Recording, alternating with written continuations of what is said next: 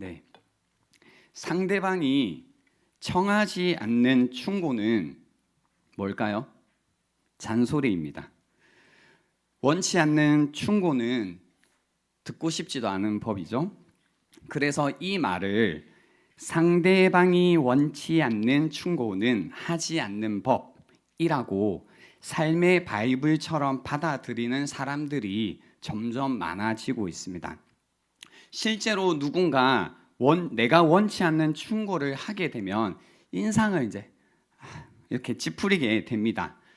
이런 이유로 오늘 본문을 보면 인상이 찌푸려지는 장면이 있습니다. 4절을 보시면 말씀을 마치시고 시몬에게 이르시되 깊은 데로 가서 그물을 내려 고기를 잡으라 라는 말씀이 있습니다. 아무리 이 본문을 찾아봐도요, 시몬이 베드로입니다. 베드로가 예수님께 어떻게 하면 고기를 잡을 수 있을까요? 알려주실래요? 조언을 구한 장면이 없습니다. 사실 이 장면의 이제 배경을 한번 보시면 하나님의 말씀을 듣기 위해, 가르침을 받기 위해 너무 많은 사람들이 예수님께 몰려와서 예수님이 베드로에게 부탁을 합니다. 그래서 배를 육지에서 살짝 떼고 그 배에 예수님이 앉아서 무리들을 가르치시는 장면입니다. 가르침이 끝났습니다. 그럼 이제 할 일 끝났으니, 다 하셨으니 가시면 되잖아요. 근데 그냥 가시면 되는데 갑자기 베드로에게 원치 않는 충고를 하시는 것 같습니다. 깊은 데로 가서 그물을 내려 고기를 잡으라. 심지어 전문 어부인 베드로에게 전직 목수이신 예수님이 충고를 하고 있습니다. 더욱이 이제 그래서인지 모르겠지만 현재 돌아가는 상황을 전혀 모르시는 것 같습니다. 그래서 5절에 시몬이 이렇게 이야기합니다. 선생님, 우리들이 밤이 새도록 수고하였으되 잡은 것이 없지만은 없다라는 거죠. 그러니까 밤이 새도록 우리 수고했습니다. 여기에서 수고했다라는 건 애를 썼습니다. 노력했습니다. 근데 무진장 애를 써서 지금 이제 힘이 없습니다. 이런 뜻인데요.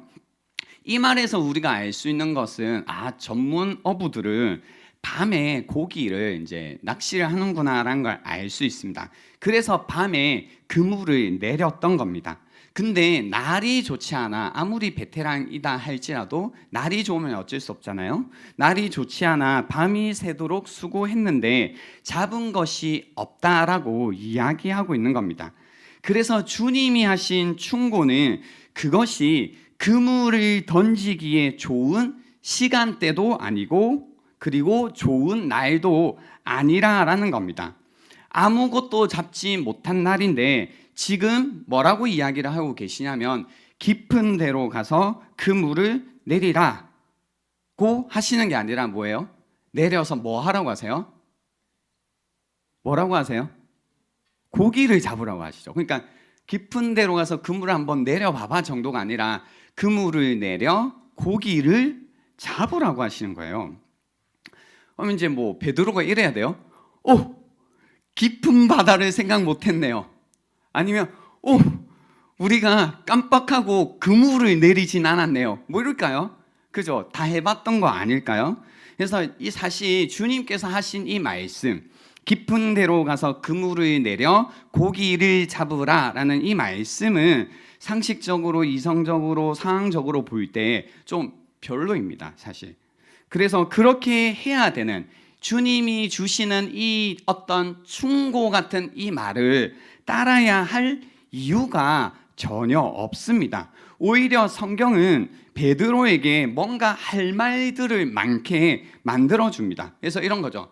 지금은 좋은 때가 아닙니다. 또는 해봤는데 안 되던데요. 또는 밤새도록 해서 이미 나는 지쳤습니다. 그래서 지금은 좋은 때가 아닙니다. 해봤는데 안 됐습니다. 이미 나는 너무 지쳤습니다. 이런 이유들을 충분히 될 만한 상황들을 그려두었다라는 거죠. 근데 이렇게 뭔가 이야기를 할 수 있는 합리적인 이유들이 너무나 많음에도 불구하고 베드로가 한 가지 이유 때문에 다른 선택을 합니다.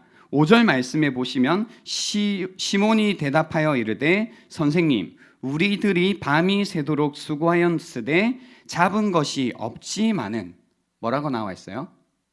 말씀에 의지하여 내가 그물을 내리리다 라고 하는 겁니다. 그러니까 베드로가 생각할 때 그물을 다시 내리지 않아야 되는 이유가 너무나 많은데요, 이 한 가지 이유 때문에 뭐라고 하냐면 그물을 내리겠다라고 하는 겁니다. 한 가지 이유, 말씀에 의지하여. 영어 성경에 보시면 because you say so, 주님이 그렇게 말씀하시기에 당신이 그렇게 이야기하신다면 하겠다라는 겁니다.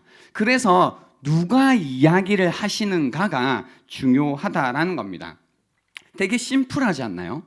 되지 않는 여러 가지 상황들, 이유들을 갖고 있음에도 불구하고 주님이 그렇게 말씀하신다면 because you say so, 당신께서 그렇게 말씀하신다면 내가 그물을 내리겠다라는 이런 심플한 어떤 순종의 마음. 사실 이 시대에 저는 이렇게 간단하게 뭔가 주님의 말씀에 순종할 수 있는 마음들이 필요하다라고 생각합니다.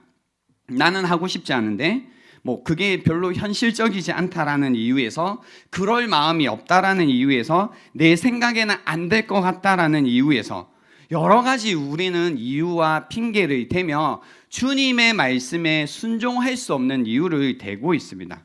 그래서 어쩌면 주님의 말씀을 말씀으로 받는 것이 아니라 또 다른 누군가의 한 가지 충고로 받아들이는 경우가 있다라는 겁니다. 우리가 한평생 내가 그리스도인입니다 라고 말하고 살아가지만 주님 말씀대로 살고 싶지만, 그런 거죠. 주님 말씀대로 살고 싶지만 근데 이제 그게 잘 안 됩니다. 그죠? 주님 말씀대로 하고 싶지만 내가 사람이라서 그게 좀 힘들어요. 주님의 말씀대로 하고 싶지만 제가 해봤는데 이런 것들이 저희 현실과는 좀 맞지 않더라고요 라고 이제 이렇게 합니다. 어떻게 그렇게 사냐라는 거죠.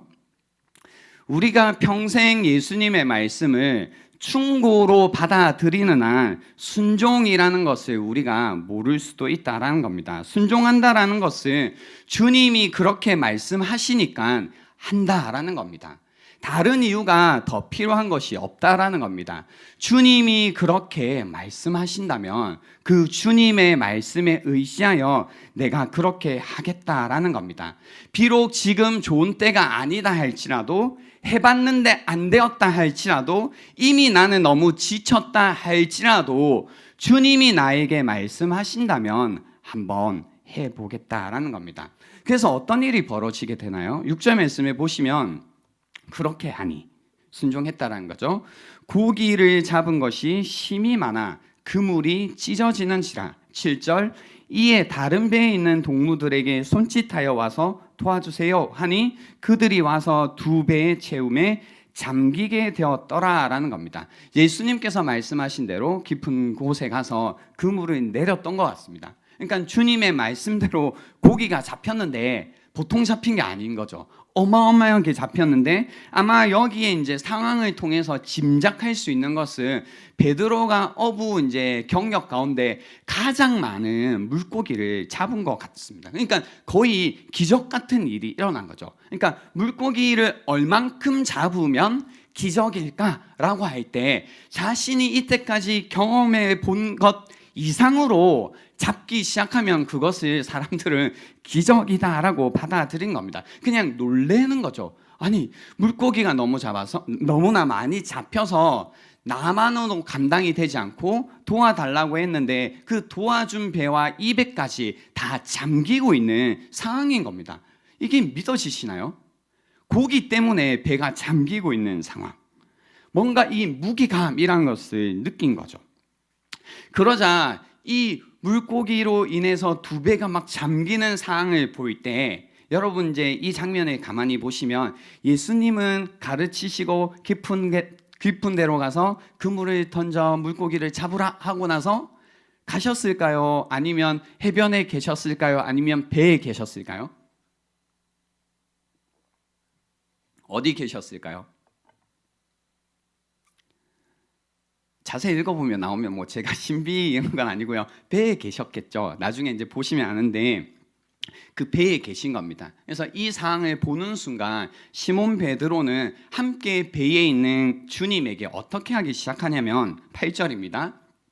시몬 베드로가 이를 보고 막 두 배가 잠기는 것을 보고 예수의 무릎 아래에 어떻게 하나요? 엎드립니다. 그리고 이르되 주여 나를 떠나소서 나는 죄인이로소이다 하는 겁니다.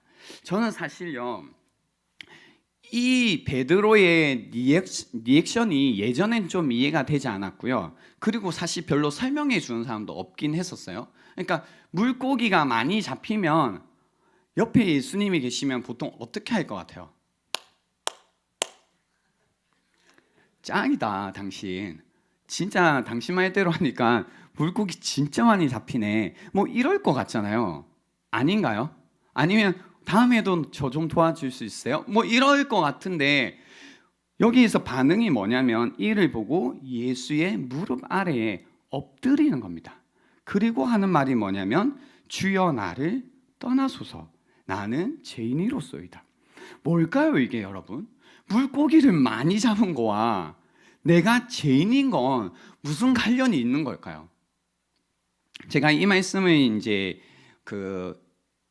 연구하고 이해하기 위해 애쓰면서 발견한 것은 뭐냐면 우선요 이 본문을 통해서 우리가 알 수 있는 것은 우리가 예수 그리스도의 신성 그분의 하나님 되심을 보게 되면 사람들이 그 주님 앞에 엎드리게 된다는 겁니다. 그분을 하나님으로 예배하게 된다는 겁니다. 그리고 그들의 삶 가운데 지진이 일어나기 시작하는데요. 이 지진으로 인해 이런 고백이 나오는 겁니다. 주여 나를 떠나소서 나는 죄인이로소이다. 제발 좀 가달라는 겁니다. 마음 같아서는 그거죠. 이제 주님이 배의 깊은 곳에 나와 있는 거죠. 그러니까 막 마음 같아서는 혼자 헤엄쳐가지고 도망가고 싶은데 그럴 수는 없고, 그러니까 주님 보고 떠나가 달라라는 겁니다. 자기는 죄인이라는 거죠. 이 감정이 저는 이 우리가 이제 평소에 혹은 가끔 느끼는 열등감하고 관련이 있다라고 생각했습니다. 열등감이라는 것이 이제 뭐냐면요, 이런 거죠. 예를 들면 존재만으로 우리에게 민폐를 끼치는 친구들이 있습니다. 뭔가 좋지만 싫어요. 이 열등감에 관한 한 글을 보았습니다. 이런 글이었거든요. 걔 무슨 대학 갔대. 걔 많이 예뻐졌더라. 걔 무슨 일을 한대. 걔 남친 생겼대. 외모가 뛰어나거나 미처 닿지도 못한 생각을 하는 사람들, 얄미울 정도로 성숙하거나 내가 가지지 못한 것들을 볼 때면 초면 혹은 구면에 죄송하지만 그쪽 지금 되게 꼴보기 싫어요. 어릴 때는 동네에 친구가 많고 운동도 곧잘 하는 오빠에게, 4학년 때는 아역 배우를 하는 어여쁜 친구에게, 중학생 때는 수학을 잘하는 친구에게, 대학생 때는 스스로에 대한 확신이 있는 사람들에게 그랬습니다라는 이 열등감에 대한 고백이 있었는데요. 여러분도 이제 뭔가 모르게 나를 열폭시키는, 그래서 존재만으로 뭔가 민폐인 친구들이나 이제 주변 사람들이 아마도 뭐 있을 수도 있고 여러분이 뭐 그런 네 사람들일 수도 있겠죠. 네. 그래서 이제 재밌는 게 미움받을 용기를 적은 아들러라는 분이 이 열등감에 관해서 뭐라고 표현했냐면요. 이게 좀 기가 막히더라고요. 인간의 불완전성이 열등감을 불러일으킨다라고 이제 적어놨더라고요. 사람이 가지고 있는 나의 어떤 불완전성이 열등감을 불러일으킨다라는 겁니다. 그러니까 내 안에 있는 이 불완전함이 완전한 어떤 상대를 보거나 만나게 되면 우리 안에 이 열등감이라는 것을 불러일으킨다라는 겁니다. 그래서요, 우리가 살아가면서 만약에 여러분이 이제 나름대로 부심을 갖고 있는 영역들이 있으시잖아요. 그죠? 없어도 그냥 고개라도 해주시면 좋을 것 같아요.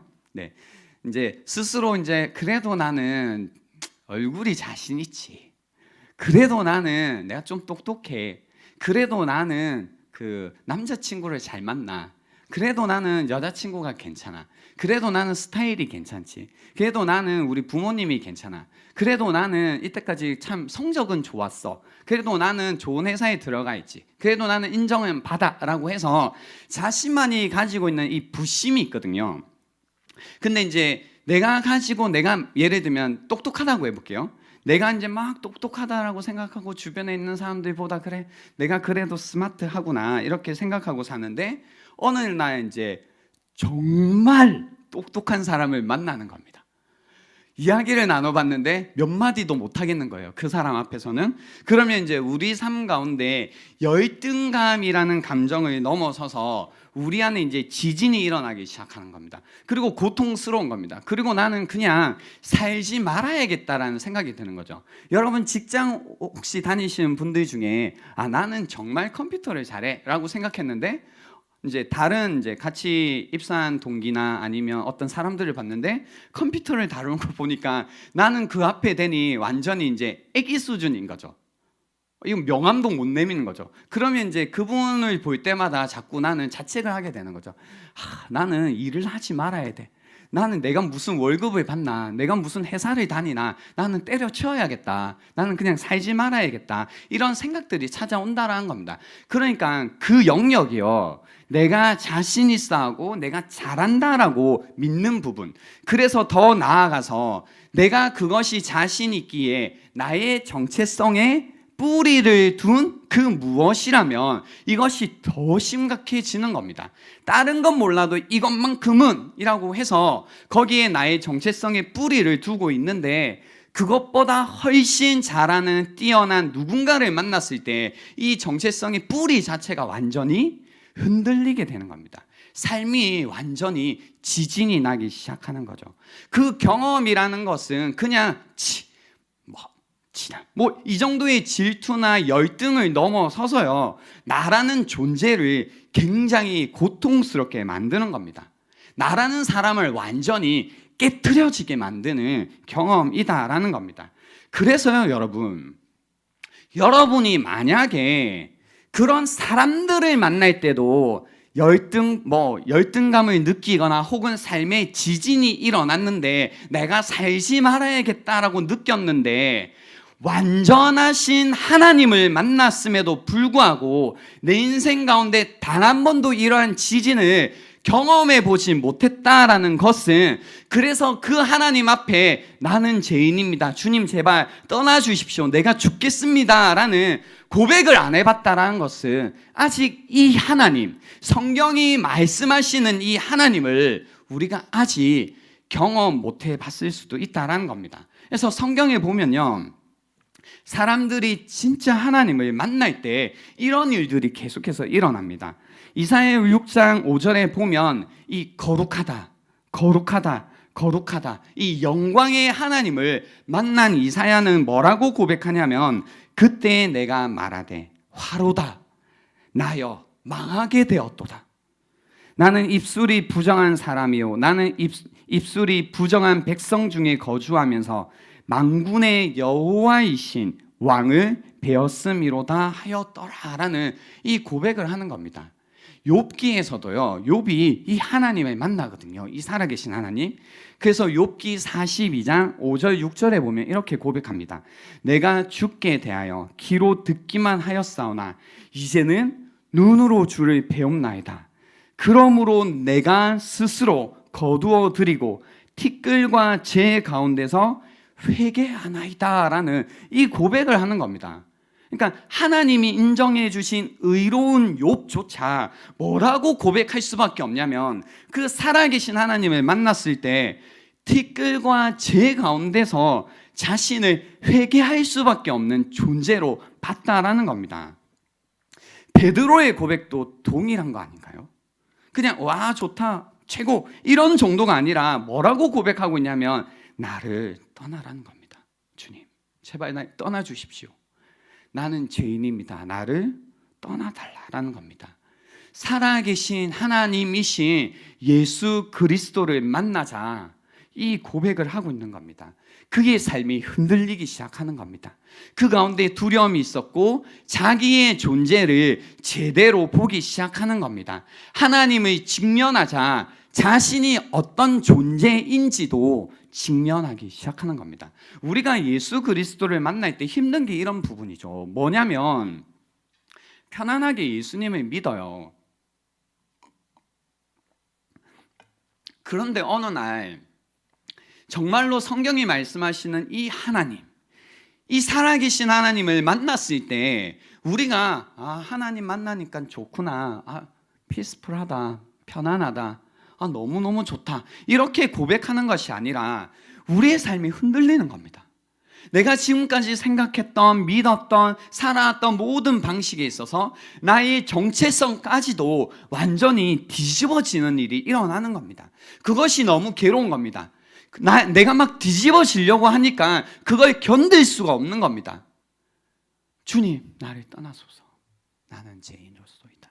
주님, 제발 떠나주십시오. 내가 주님을 감당할 수 없겠습니다. 라는 이야기입니다. 그래서 여기에서는요, 베드로가 어떤 구체적인 죄를 지었기 때문에 자신의 죄를 고백하고 있다기보다는 자신의 이 존재에 대한 가치 없음에 대한 고백, 자신의 보잘것 없음에 대한 고백이었다라는 겁니다. 위대한 것 앞에의 작아짐, 아름다움 앞에 추악함, 강함 앞에 약해짐과 같은 이 가치 없음을 경험했다라는 겁니다. 그래서 살아계신 하나님, 위대하신 하나님, 그 아름다우신 하나님, 권능의 하나님을 만난다라는 뜻은 그 앞에 우리가 작아질 수밖에 없고, 그 앞에 우리의 추함을 볼 수밖에 없고, 그 앞에 우리가 약해지는 것을 경험할 수밖에 없기 때문에 우리의 가치 없음, 그래서 우리의 죄인됨을 고백하게 된다라는 겁니다. 그래서 이 두려움 가운데 하나님의 임재, 그 하나님의 영광이란 것에 대한 자연스러운 반응은 바로 이러한 고백이다라는 겁니다. 가끔 이제 우리가 예배를 드립니다. 지금 뭐 하는 시간이죠? 예배하는 시간이죠. 하나님의 영광 가운데 우리가 거하는 시간이거든요. 맞나요? 그것 때문에 오시잖아요. 근데 우리가 이 하나님을 예배함을 우리가 잊어버리면요, 예배가 달라지죠. 왜냐하면 살아계신 하나님을 예배하는 게 아니다 보니, 이 위대하신 하나님을 예배하는 게 아니고, 이 아름다우신 하나님을 예배하는 게 아니고, 이 권능의 하나님을 예배하는 게 아니니까 예배에 오면 다른 생각하면 지겹죠. 그리고 뭐 졸리고 피곤하고 그냥 그런 겁니다. 왜요? 이 하나님을 만나고 있지 않으니까요. 근데 여러분, 이 하나님 우리가 정말로 만나고 있다면 우리가 현재 여러분이 느끼고 있는 그런 어떤 지루한, 하나님 말씀 1장, 이거 하나님의 하나님의 말씀, 어디야 오늘은 누가 보고 오자, 이렇게 할 수 있을까요? 과연 한 번씩 생각해 봐야 되지 않을까요? 내가 예배 드릴 때, 주님 앞에 엎드릴 때마다, 예배가 엎드리는 거잖아요. 주님 앞에 엎드릴 때마다 크신 하나님, 위대하신 하나님, 아름다운 하나님을 예배하지 않는다면 우리의 예배는 예배가 아닌 것도 있지만 지루해진다라는 겁니다. 그냥 편안해진다라는 겁니다. 너무 편해서 이제 졸린다라는 겁니다.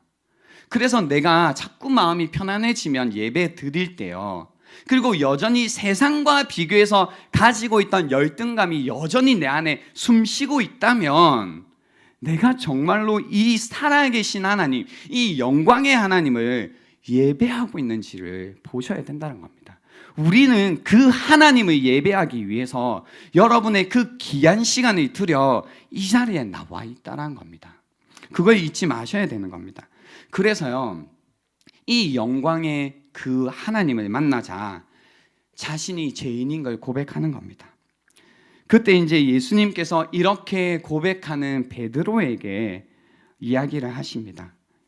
예수께서 시몬에게 이르시되, 뭐라고 말씀해 주시나요? 무서워하지 말라라는 겁니다. 무서워하지 말라. 그리고 이렇게 말씀하십니다. 정체성이 완전히 뒤집어진 베드로에게 말씀하십니다. 이제후로는 너가 사람을 치하리라 라고 새로운 정체성을 부여해 주시는 겁니다. 그리고 새로운 정체성을 부여받자, 새로운 부르심을 받자 11절에 보면 이렇게 이야기합니다. 그들이 베드로와 야고보와 요한이 의미합니다.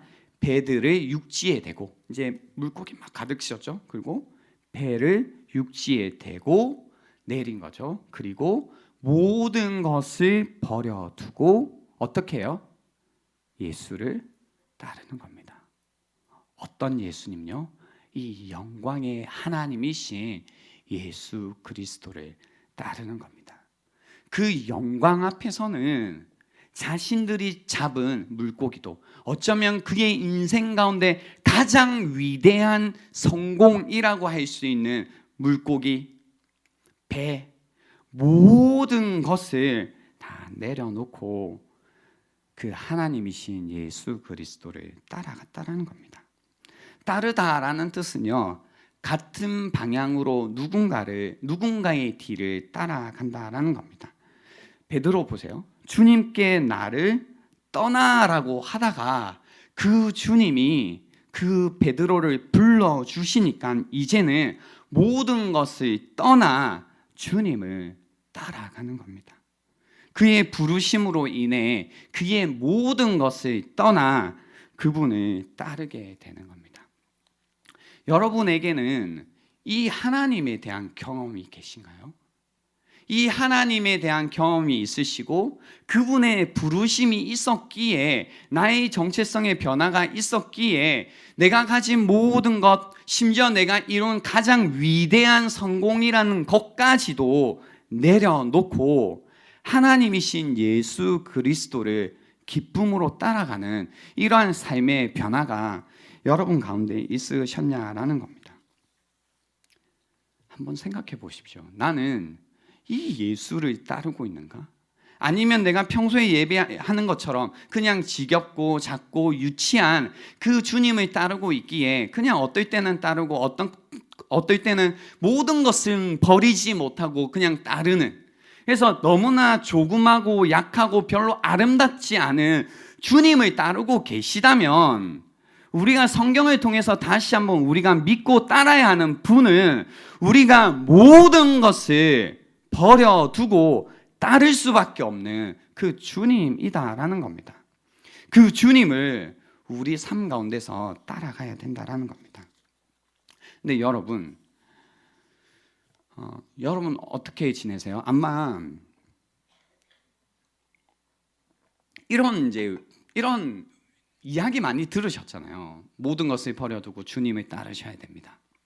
그리고 심지어는 여러분 가운데 뭐 부흥회나 뭐 이런 것들을 통해서 이 주님을 이제 알았어. 그리고 그분 앞에 깊이 회개하고 정말로 이제 구원을 주시는 회개라는 것을 경험한 다음에 이분을 나의 주님으로 모시고 그분을 이제 나의 일생 가운데 따라야겠다, 제자로 살아야겠다라고 마음을 다짐하고 살아가신 분들이 꽤 많은 것으로 알고 있습니다. 근데 문제는 뭐예요, 여러분? 문제는 뭐예요? 또 세상을 살아가다 보니 내가 따르겠다고 고백한 그 주님이 보이지 않고 또 주님을 배신하고 배반하며 내가 버려두었던 그 배와 내가 성공이라고 말했던 그 성공을 다시 한번 추구하며 아무 의미 없이 아무 목적 없이 또 일상을 살아가고 있는 분들이 있지 않냐라는 겁니다. 사람을 낚는 어부가 되게 하신다고 하신, 여기서 캐치맨이라고 할 때 캐치라는 단어는요, 제가 그 70인 역이라고 같은 헬라어 그 단어를 그 히브리 성경을 번역한 것을 보니 언제 사용하냐면요, 사람을 살리다라고 할 때 쓰더라고요. 그러니까 사람을 낚는 어부다, 사람을 낚는 사람이 된다라는 것을 사람을 살리는 사람이 된다라는 뜻인데요. 사람을 살리겠다고, 이제 나처럼 잃어버린 영혼을 살려보겠다고, 주님의 뜻대로 주님이 사람을 살리시는 것처럼 나도 사람을 살리는 삶을 살아보겠다라고 했지만 막상 그렇게 살아보려고 하니 너무 힘든 겁니다. 그죠? 뭔가 밑 빠진 독에 물 붓는 것 같이 좀 그렇게 해보니 금방 내가 소진되고 내가 나의 인생이 소모적인 것 같아서 이제 나 좀 먼저 살아야겠다라는 생각 가운데 이제 주님을 따르는 것까지 잠시 내려놓고 주님, 지금은 때가 아닙니다. 혹은 주님, 해봤는데 안 되던데요. 혹은 주님, 내가 너무 지쳤습니다. 라는 이야기로 다시 이런 부르짖음이 있을 때마다, 이런 콜링이 있을 때마다 주님의 이 음성에 귀를 막고 있는 분들이 계시다면 성경의 이야기를 한번 잘 들어보시라는 겁니다. 여러분 그거 아세요? 이 누가복음 5장에 나오는 장면이 한 번 더 반복이 돼요. 어디에서 반복되는지 아세요? 그러니까 같은 사건을 반복했다라는 뜻이 아니고 그 유사한 어떤 기적이 다른 때에 한 번 더 일어나요. 그게 언제냐면 요한복음 21장에 기록되어 있습니다. 제가 한번 읽어드릴게요. 그 후에 예수께서 디베랴 호수에서 또 제자들에게 자기를 나타내셨으니 나타내신 일은 이러하니라 라고 해서 그 후가 뭐냐면요, 베드로가 예수님을 배신하고 그리고 예수님이 십자가에서 죽으시고 그리고 부활하셨다라는 이 소문이 돌고 있는 그때 나타나신 겁니다. 2절, 시몬 베드로가 디두모라 하는 도마와 갈릴리 가나 사람 나다나엘과 세베대의 아들들과 또 다른 제자 둘이 함께 있더니 시몬 베드로가 나는 물고기 잡으러 가노라 하니 그들이 우리도 함께 가겠다 하고 나가서 배에 올랐으나 그날 밤에 아무것도 잡지 못하였더니 4절, 날이 새어갈 때 예수께서 바닷가에 서셨으나 제자들이 예수이신 줄 알지 못하는지라 예수께서 이르시되 얘들아 너희에게 고기가 있느냐 대답하되 없나이다. 이르시되 그물을 배 오른편에 던지라 그리하면 잡으리라 하시니 이에 던졌더니 물고기가 많아 그물을 들 수 없더라. 예수께서 사랑하시는 그 제자가 베드로에게 이르되, 요한이겠죠? 주님이시라 하니 시몬 베드로가 벗고 있다가 주님이라 하는 말을 듣고 겉옷을 두른 후에 바다로 뛰어내리더라 라는 겁니다. 그래서 여기에서 보면요, 동일한 사건이 일어나요. 뭔가 주님이 돌아가신 것 같고 이제 모든 소망이 또 없는 것 같고 다시 이제 나는 물고기 잡으러 가야겠다. 그럼 나도 같이 가 하면서 무료한 또 일상을 보내고 있는 겁니다. 근데 아시죠? 주님 없는 삶이 얼마나 열매 없고 헛된 인생인 걸 아는 겁니다. 아무것도 없는 겁니다. 해도 되지 않는 겁니다. 그 가운데 다시 주님이 오셔서 누가복음 5장에 나와 있던 장면처럼 그물을 던지라라고 말씀해 주시는 겁니다. 다시 그 말씀에 순종해서 던졌더니 물고기가 잡히고 아주 많이 잡히는 걸 보고 눈치챈 겁니다. 이거 주님이시다.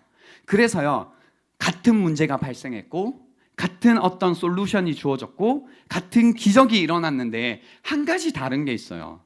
뭐예요, 여러분? 베드로의 반응이 달라요. 누가복음에서는 어떻게 했어요? 처음 주님을 만났을 때 주님, 나를 떠나소서.